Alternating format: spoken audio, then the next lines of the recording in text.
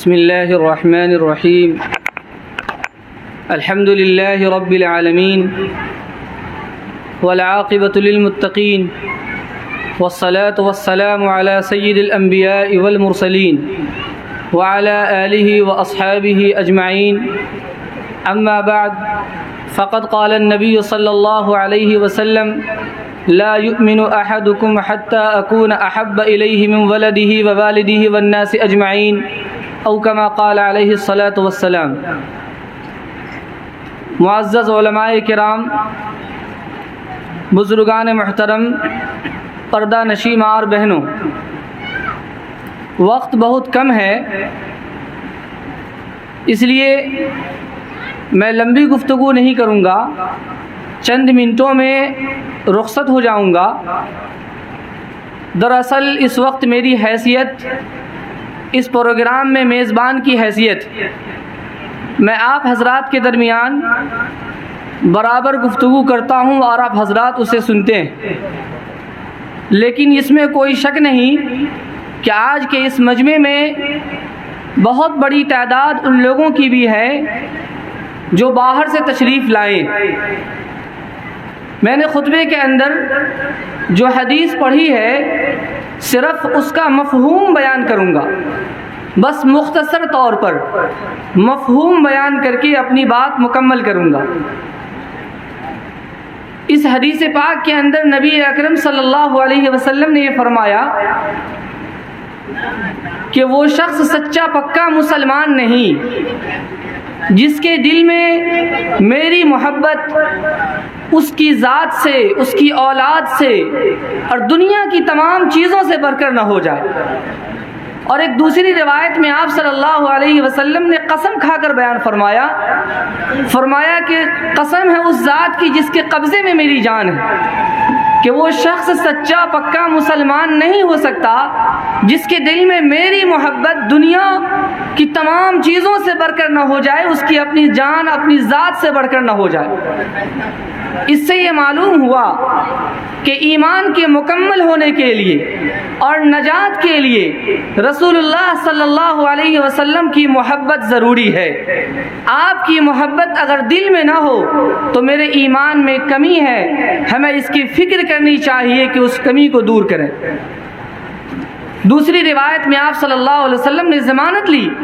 آپ نے فرمایا: من احبنی، جو مجھ سے محبت کرتا ہے وہ میری اطاعت کرے گا، اور جو میری اطاعت کرے گا کان معی فی الجنہ، وہ میرے ساتھ جنت میں ہوگا. دوسرے لفظوں میں آپ مجھے یہ کہنے دیجئے کہ نبی صلی اللہ علیہ وسلم کی محبت انسان کے جنت میں جانے کی ضمانت ہے. اگر آپ صلی اللہ علیہ وسلم کی محبت ہمارے دل میں نہیں تو ہم کبھی بھی جنت میں نہیں جا سکتے. نجات کے لیے آپ صلی اللہ علیہ وسلم کی محبت ضروری. لیکن اس حدیث پاک کے اندر محبت کا کیا مفہوم ہے، محبت سے کیا مراد ہے، بس اسی کو بیان کر کے میں رخصت ہو جاؤں گا. علماء کرام نے فرمایا کہ محبت طبیعی ہے.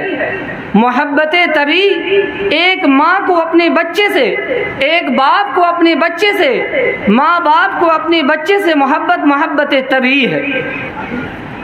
یہ محبت صرف انسان نہیں، جانور کے اندر بھی ہے، چرند پرند کے اندر بھی ہے. آپ چرند پرند کے بچوں کو پکڑیں، وہ بولیں گے، وہ چہچہائیں گے، وہ آپ کے خلاف اپنے طور پر احتجاج کریں گے. اس کا مطلب ہے کہ وہ اپنے بچے کی محبت میں احتجاج کر رہے ہیں. تو ایک محبت طبیعی ہے اور ایک محبت عقلی ہے. انسان عقل کی وجہ سے یہ سوچتا ہے کہ یہ چیز نفع بخش ہے، اس لیے اس کے لیے ہم اپنی دوسری چیز کو فنا کر دیں گے، قربان کر دیں گے. مثال کے طور پر ایک آدمی دولت سے محبت کرتا ہے، یہ عقلی محبت ہے. لیکن اسے بھوک لگ جائے تو اس محبت میں پیسے کو ساتھ نہیں رکھتا، اس پیسے کو خرچ کرتا ہے، سامان خریدتا ہے. بیمار بیمار پڑ جائے تو اس پیسے کو خرچ کر کے علاج کرتا ہے، کیونکہ اس کی عقل کہتی ہے کہ یہ جو پیسہ ہے اس سے ضرور محبت ہے، لیکن اس سے زیادہ ضروری ہماری صحت ہے، اس سے زیادہ ضروری ہمارے بھوک کو مٹانا ہے۔ عقل کی وجہ سے اس روپیے، اس پیسے کو جس سے محبت کرتا تھا اپنی صحت کے لیے اور اپنی غذا کے لیے قربان کرتا۔ یہ عقلی محبت۔ اور ایک محبت ایمانی ہے۔ محبت ایمانی یہ ہے کہ دنیا کے نفع اور نقصان کو انسان پسے پشت ڈال دے اور آخرت کے نفع اور نقصان کو اپنے سامنے رکھے۔ اس کو محبت ایمانی کہتے ہیں۔ ایک مسلمان افسر رشوت نہیں لیتا، اسے محبت ہے مال سے، اس کی عقل کہتی ہے کہ مال آئے گا تو فائدہ ہوگا، لیکن وہ سوچتا ہے کہ اگر ہم یہ مال لے لیتے ہیں تو مال تو آ جائے گا، لیکن نبی صلی اللہ علیہ وسلم کا فرمان ہے رشوت لینا ناجائز اور حرام ہے، اس لیے وہ رشوت نہیں لیتا۔ یہ ہے محبت ایمانی۔ ایک آدمی سود کا کاروبار کرتا ہے، وہ کیوں کرتا ہے؟ اس لیے کرتا ہے کہ اس کی عقل کہتی ہے کہ سود میں فائدہ ہے، لیکن ایک مسلمان یہ سوچتا ہے کہ اگر ہم یہ سود لیں گے، سودی کاروبار کریں گے تو رسول اللہ صلی اللہ علیہ وسلم نے فرمایا کہ جو سودی کاروبار کرتا ہے وہ خدا تعالیٰ سے اعلان جنگ کرتا ہے، اس لیے وہ سودی کاروبار نہیں کرتا۔ یہ ایمانی محبت۔ اس محبت کو محبت ایمانی کہا جاتا ہے۔ اس حدیث پاک کے اندر جو فرمایا گیا کہ انسان اس وقت تک مسلمان نہیں ہو سکتا جب تک کہ اس کے دل کے اندر اس کی جان سے اور اس کے مال سے اور دنیا کی تمام چیزوں سے بڑھ کر نبی کی محبت نہ ہو جائے۔ اس سے مراد یہ ہے محبت ایمانی نہ ہو جائے۔ مطلب یہ ہے، تقاضا یہ ہے کہ اگر ہمارے سامنے میں دنیا کی بڑی سے بڑی دولت آ جائے، دنیا کا بڑا سے بڑا نفع آ جائے، دنیا کی بڑی سے بڑی چیز آ جائے، لیکن سامنے میں نبی کی سیرت آ جائے، اس کے مقابلے میں نبی کی سنت آ جائے، اس کے مقابلے میں نبی کا طریقہ آ جائے، تو ہم ان تمام چیزوں کو ٹھوکر مار کر صرف اور صرف اس بنیاد پر نبی کی سیرت کو اپنا لیں کہ یہی سب کچھ ہے اور یہی میری زندگی کا خلاصہ ہے، یہی جنت میں جانے کی ضمانت۔ اس کو محبت ایمانی کہتے ہیں۔ رسول اللہ صلی اللہ علیہ وسلم نے فرمایا کہ جس آدمی کے دل میں یہ محبت نہیں ہے، جس آدمی کے دل میں یہ جذبہ نہیں ہے، وہ شخص کبھی بھی سچا پکا مسلمان نہیں ہو سکتا۔ میرے بھائیوں، یہ جذبہ آج ہمارے دل سے مٹ گیا۔ آج ہمارے دل کے اندر دنیا کی تہذیب محبوب ہے، ہمارے دل کے اندر معاشرے کی محبت محبوب ہے، آج ہمارے دل کے اندر دولت کی محبت محبوب ہے۔ آج ہم اپنی دولت کی محبت میں، سوسائٹی کی رعایت میں، اپنے پڑوسیوں اور اپنے رشتہ داروں کی رعایت میں نبی اکرم صلی اللہ علیہ وسلم کی اس سیرت کو چھوڑ رہے ہیں اور اس محبت کو ہم ٹھوکر مار رہے ہیں۔ صحابہ کرام کے کیا حالات تھے، میں چند مثالیں دے کر اپنی بات ختم کرتا ہوں۔ حضرت عثمان غنی رضی اللہ تعالی عنہ، صلح حدیبیہ کا موقع ہے، رسول اللہ صلی اللہ علیہ وسلم تشریف لاتے ہیں عمرہ کے لیے۔ کفار مکہ نے تیاری کر لی کہ رسول اللہ صلی اللہ علیہ وسلم کو عمرہ نہیں کرنے دیں گے، روک دیا صلح کی بات چیت کے لیے۔ حضرت عثمان غنی رضی اللہ عنہ مکہ مکرمہ تشریف لے جاتے ہیں۔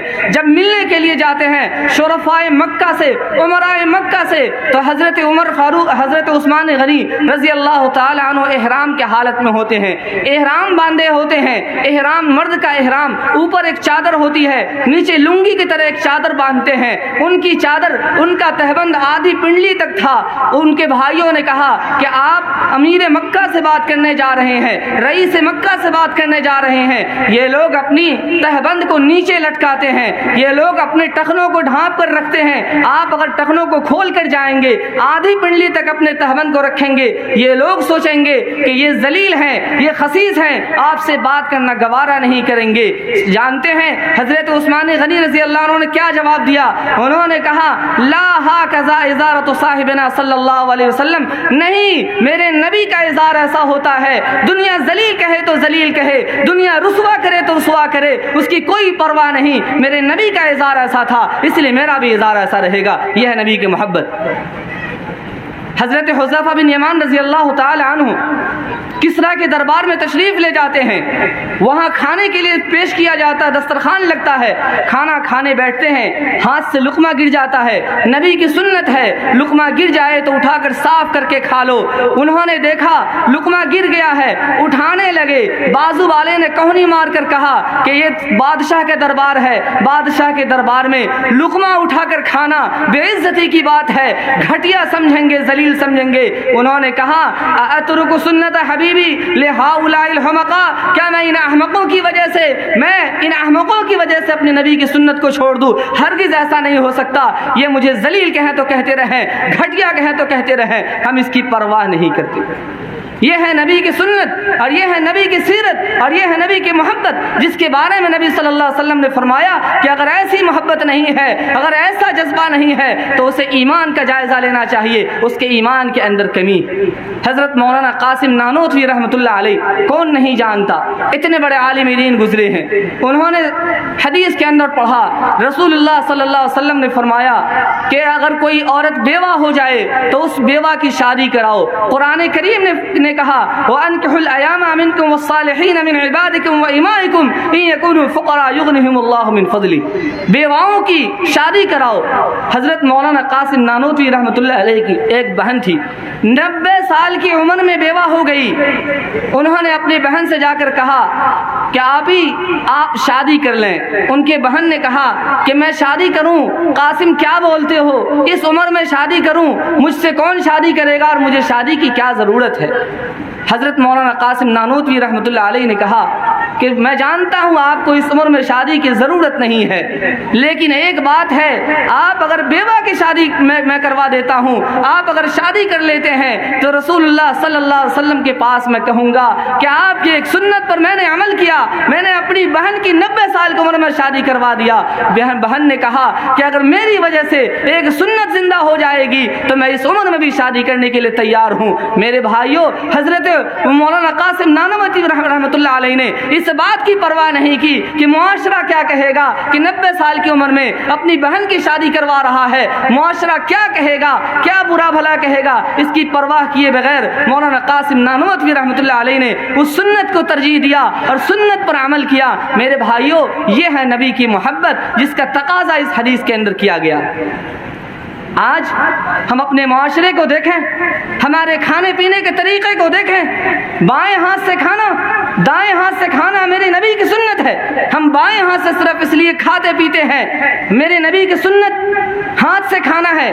ہم کانٹے اور چمچے سے صرف اس لیے کھاتے ہیں کہ ہم انگریزی جاننے والے ہیں، ہم مہذب ہیں۔ سامنے والا دیکھے گا تو کہے گا کہ یہ کیسا دیوس ہے، یہ پرانے خیالات کا ہے، یہ پرانے زمانے کی سوچ رکھتا ہے۔ میں صرف اس سوچ کی وجہ سے نبی کی سنت کو ٹھکرا دیتا ہوں۔ میرے بھائیوں، یہ نبی کی محبت نہیں ہے۔ اگر ہم یہ سوچ کر اپنے ہاتھ سے نہیں کھاتے کہ یہ نئی تہذیب ہے، ہم نئی تہذیب کو اپنائیں گے، رسول اللہ کی تہذیب کو چھوڑ کر اگر ہم کھڑے ہو کر کھاتے ہیں، رسول اللہ کی تہذیب کو چھوڑ کر کانٹے اور چمچے سے کھاتے ہیں، تو یاد رکھیے ہمیں اپنے ایمان کا جائزہ لینا چاہیے۔ کہیں ہمارے ایمان میں کمی تو نہیں کہ رسول اللہ کی سنت سے زیادہ ہم دوسرے کی تہذیب کو اپنا رہے ہیں۔ ہمارے معاشرے کے اندر دیکھیے، ہمارے گھروں کے اندر شادی بیاہ کا موقع ہو، کتنے کام ہیں، مرنے کے بعد کی جو رسم و رواج ہیں، کتنے ایسے رسم و رواج ہیں جو ہمارے نبی کی سنت کے خلاف ہے، ہماری نبی کی سیرت کے خلاف ہے، لیکن صرف اور صرف ہم اس لیے کرتے ہیں کہ اگر نہیں کریں گے تو پڑوسی کیا کہیں گے، نہیں کہیں گے تو معاشرہ کیا کہے گا۔ میرے بھائیوں، میری ماں اور بہنوں، آج ہم اپنے معاشرے کے اندر جو کچھ بھی نبی کی سیرت کو چھوڑ کر کر رہے ہیں اس کا جائزہ لینا چاہیے اور نبی کی سیرت کو اپنانے کی ضرورت ہے۔ اگر ہم نے نبی کی سیرت کو نہیں اپنایا، نبی کی سنت کو نہیں اپنایا تو کون اپنائے گا، کون آئے گا اسے اپنانے کے لیے۔ حضرت مولانا ابوالکلام آزاد رحمۃ اللہ علیہ اسی ملک کے رہنے والے مشہور و معروف عالم دین ہیں، آپ حضرات نے ان کا نام سنا ہوگا۔ مولانا ابوالکلام آزاد رحمۃ اللہ علیہ کے پاس انگریز آیا، گفتگو کر رہا تھا، گفتگو کے دوران حضرت مولانا ابوالکلام آزاد رحمۃ اللہ علیہ نے اپنے لیے ایک ترجمان مقرر کیا تھا۔ یہ اردو میں بولتے تھے، وہ وہ انگریزی میں بول کر ٹرانسلیٹ کرتا تھا، انگریز اس کو سن کر جواب دیتا تھا۔ ٹرانسلیٹ کرنے والے نے ایک جگہ غلطی کر دی، مولانا ابوالکلام آزاد رحمۃ اللہ علیہ نے کہا کہ تم نے یہاں غلطی کی ہے، یہ جملہ ایسے نہیں ایسے ہوگا۔ انگریز ہکا بکا رہ گیا کہ آپ تو اتنی اچھی انگریزی جانتے ہیں، پھر بھی آپ خود کیوں نہیں بولتے، آپ ترجمان کیوں رکھتے ہیں، آپ ترجمان کے ذریعے سے کیوں بولتے ہیں؟ وہ جواب جو حضرت مولانا ابوالکلام آزاد رحمۃ اللہ علیہ نے دیا سننے کے لائق ہے اور دل پر لکھنے کے لائق ہے۔ بس یہ میرا آخری پیغام ہوگا، اپنے دل پر لکھ لیجئے اور میں آپ سے رخصت ہو جاؤں گا۔ میرے بھائیوں، میرے بزرگوں، میری ماں اور بہنوں، مولانا ابوالکلام آزاد رحمۃ اللہ علیہ نے اس انگریز افسر سے کہا کہ آپ 7 سمندر پار کر کے آئے ہیں اور اس ملک کے اندر آنے کے بعد آپ نے اپنی تہذیب نہیں چھوڑی، آپ نے اپنی تہذیب نہیں چھوڑی، آپ نے اپنی زبان نہیں چھوڑی۔ میں اس ملک میں رہ کر اپنی زبان کیوں چھوڑ دوں؟ جب آپ اپنی زبان اور تہذیب نہیں چھوڑ سکتے تو میں کیوں چھوڑوں گا؟ میں انگریزی ضرور جانتا ہوں لیکن اپنی تہذیب مجھے محبوب ہے۔ میرے بھائیوں، اپنی تہذیب کو اپنائیے، میری بہنوں اپنی تہذیب کو اپنائیے۔ آپ کی تہذیب پردہ ہے، آپ کی تہذیب برقع ہے، اپنی تہذیب پردے اور برقعے کو زندگی میں لائیے۔ اگر آپ نہیں لائیں گے تو کون لائے گا؟ اس لیے ضرورت ہے کہ ہم سب اپنے معاشرے کے اندر نبی کی سنت کو زندہ کریں۔ اگر ہم نبی کی سنت کو زندہ کرتے ہیں تو یقیناً ہم نبی سے محبت کرنے والے ہیں، چاہے ہم نبی کے نام کے نعرے نہ لگائیں لیکن نبی کی سنت کو زندہ کریں تو انشاءاللہ العزیز میرا ایمان مکمل ہوگا اور انشاءاللہ العزیز ہمیں وہ بشارت دی جائے گی کان معی فی الجنہ، وہ جنت میں نبی صلی اللہ علیہ وسلم کے ساتھ ہوگا۔ وآخر دعوانا ان الحمدللہ رب العالمین۔